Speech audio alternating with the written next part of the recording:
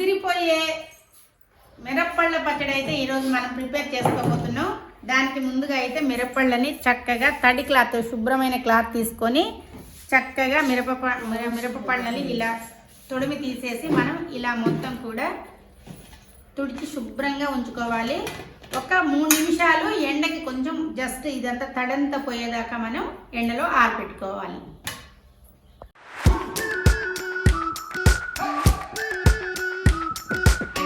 We've been waiting for so long. We've been waiting for this time to begin. We ain't getting any older. I kinda feel a little younger.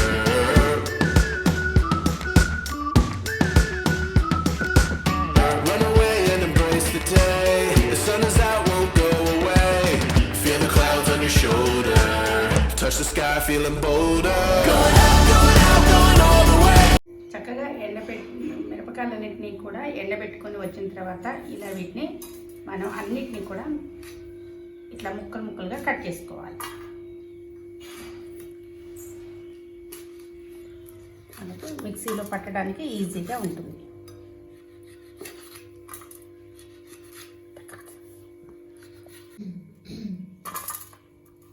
ఇది మనకి season వైజ్గా వస్తుంది.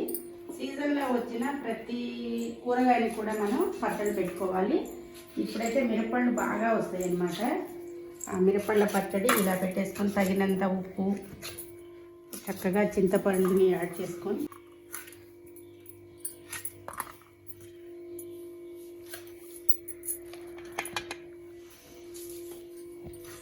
మిరపళ్ళ చట్నీ అయితే super ఉంటుందండి. తగినంత అన్నీ కూడా మనం అందులో వేసుకునే ఇంగ్రీడియంట్స్ అన్నీ కూడా సమపాళ్ళల్లో కరెక్ట్గా వేసుకుంటే చక్కగా ఈ చట్నీ అయితే వస్తుంది. ఇది నిల్వ పచ్చడి కూడా, చాలా నిల్వ కూడా ఉంచుకోవచ్చు.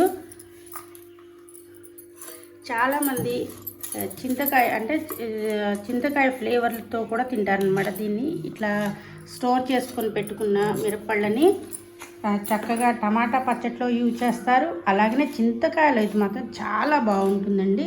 కాయలన్నింటినీ కూడా మనము తెచ్చుకొని చక్కగా కొంచెం ఎండలో పెట్టేసుకొని ఇవన్నీ కూడా మిక్సీ పట్టుకున్నాం అనుకోండి, ఎప్పుడైనా కానీ యూజ్ చేసుకోవడానికి చాలా బాగుంటాయి.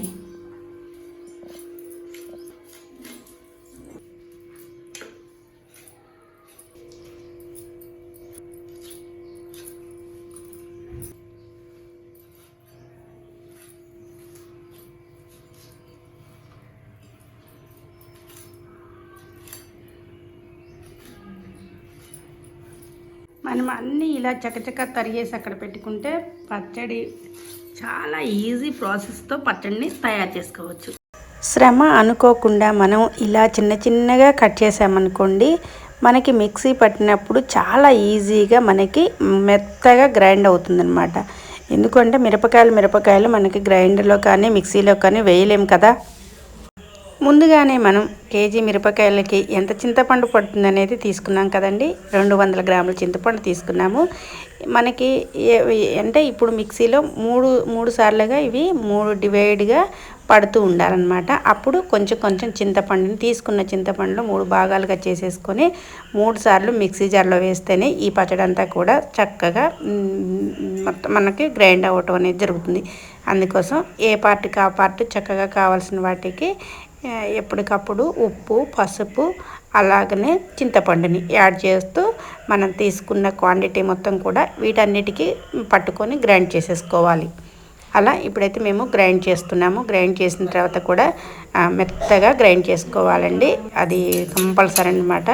ఇలా మేము రెండోసారి కూడా గ్రైండ్ చేసేసుకొని మొత్తం కూడా బౌల్లోకి తీసుకున్న తర్వాత ఈ పచ్చడి అంతా కూడా ఎలా చేస్తామో ఒకసారి మీరు కూడా చూడండి. చూసారు కదా, మళ్ళీ రెండోసారి కూడా నేను చక్కగా వాటిని గ్రైండ్ చేయడానికి మిక్సీ జార్లో అయితే వేస్తూ ఉన్నాను. ఇప్పుడు మళ్ళీ కావాల్సినంత చింతపండు అలాగనే ఉప్పుని, పసుపుని ఇలా యాడ్ చేసుకుంటూ వెళ్ళాలి. ఇంకా కొంతమంది చేసే ప్రాసెస్ అయితే మొత్తం కూడా ముక్కలన్నిటిని కట్ చేసుకొని ఒక పెద్ద గిన్నెలో వేసేసుకొని దానికి చింతపండు, ఉప్పు, పసుపు అన్నీ కూడా మామూలుగా చేత్తో మిక్స్ చేసేసి అలా పడతారు. ఇలా అయినా చేసుకోవచ్చు, అలా అయినా కానీ పట్టుకోవచ్చు. ఏదైనా కానీ పచ్చడిని పర్ఫెక్ట్గా కొలతలతోటి చేసుకోవాలండి. అదే ముందే మనం 2 కేజీలు కొంటేనేమో 400 గ్రాముల చింతపండు, కేజీకి అయితే వచ్చేసి 200 గ్రాములు చింతపండు. అలా పట్టుకుంటూ వస్తే పచ్చడి చాలా ఈజీ ప్రాసెస్ అండి. కమ్మటి వంటలు వండుకోవాలన్నా, కమ్మటి పచ్చళ్ళు పెట్టుకోవాలన్నా కానీ చక్కగా కొలతలతో పెట్టుకుంటే ఆ పచ్చళ్ళు అనేది నిల్వ ఉంటాయి. నిల్వ పచ్చళ్ళకి ఎప్పుడైనా కానీ ఉప్పు కరెక్ట్గా సరిపోవాలండి. అది బాగా గుర్తుపెట్టుకోవాలి మనం. చూసారు కదా, ఇంకా మిగతా మొత్తం కూడా ముక్కలన్నీ కూడా మేము వేసేసి గ్రైండ్ చేస్తూ ఉన్నాము. ఆ చక్కటి పచ్చడి అయితే మాత్రం ఈరోజు ప్రిపేర్ చేస్తూ ఉన్నాము. రుచికరమైన చట్నీ చాలా బాగుంటుందండి. మీరు కూడా ఇంట్లో ఒక్కసారి ట్రై చేసుకోండి. ఇప్పుడు మనకి సీజన్ కాబట్టి చక్కగా మిరపళ్ళు అయితే దొరుకుతాయి అన్నమాట. ఇందులో మిరపళ్ళలో కూడా బాగా కారం ఉన్న మిరపకాయలు, అస్సలు కారం లేని మిరపకాయలు, అలా 2 డిఫరెంట్ అయితే ఉన్నాయి. మేమైతే కారం లేని కాయలే తెచ్చుకున్నాము. ఇది అంటే కారం ఉన్న తినాలి అనుకునే వాళ్ళు చక్కగా ఆ పళ్ళని తీసుకొచ్చుకోండి. ఇప్పుడు మనం గ్రైండ్ మొత్తం అయిన తర్వాత మెంతి పిండిని అలాగనే ఇంగుని యాడ్ చేసేసి ఇది స్టోర్ అయ్యే పచ్చడి అనమాట. అంటే ఎక్కువ పచ్చడి అంతా కూడా స్టోర్ చేసుకోవచ్చు. అప్పుడప్పుడు మనకి ఎప్పుడు కావాలంటే అప్పుడు కొంచెం తీసేసుకొని చక్కగా ఎల్లిపాయలు కానీ ఉల్లిపాయలు కానీ అది మీ ఇష్టం అనమాట, అలా పోపెట్టేసుకోవాలి. ఇది ప్రాసెస్. ఇంకా కలిపే ముందు మాత్రం చేతిని పెట్టి చక్కగా అంతా కూడా మెంతి పిండి అంతా కూడా పచ్చడికి పట్టేటట్టు ఈ విధంగానే కలుపుకోవాలండి. పర్ఫెక్ట్గా పచ్చడి అయితే వచ్చినట్టు. చూసారు కదా, మీకు చూస్తుంటేనే నోరూరుతుంది కదా. నోరూరే పచ్చడి మా ఇంట్లో మేము తయారు చేసుకున్నాము. టేస్ట్ ఎలా ఉందో నేను చూసి మీకు ఇప్పుడు చెప్తాను. కొంచెం అంటే ఇంకా పోపు అయితే పెట్టలేదు, పోపు పెట్టకుండానే అన్ని కొలతలు సరిపోయినాయి అనేది నేను చూసి మీకు చెప్తాను.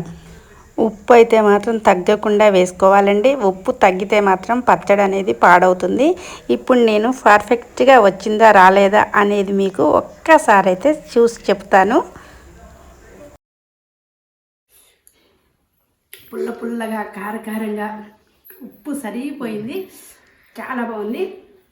ఇంకా మనం పోపెట్టుకున్నామంటే చక్కగా ఎల్లిపాయలు వేసి పోపెట్టుకున్నామంటే మాత్రం సూపర్ ఉంటుంది. చూసారు కదండి, చీటికలో తయారయ్యే మన మిరపళ్ళ పచ్చడి